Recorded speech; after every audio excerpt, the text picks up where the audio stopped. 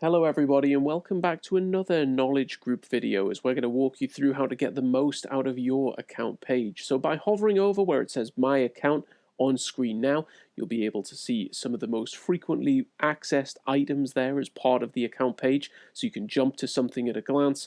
But by clicking on my account itself, you'll pull up your account screen. Now there, towards the center of the page, as we scroll down, you'll be able to see some of the most recent webcasts that you've registered for, be them live or on demand.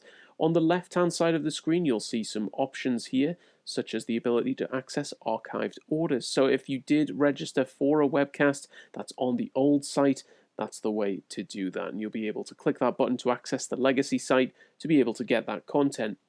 Receipts is another new feature that we've recently added, a great way to see all of the transactions that you've had with us and be able to pull up a receipt at a moment's notice. So once you've clicked that, you'll see all of the transactions there. As you can see in the example, we've only placed one recently. You can do other things such as update your username and password, update any addresses that we may have on the system, as well as accessing other information to boot.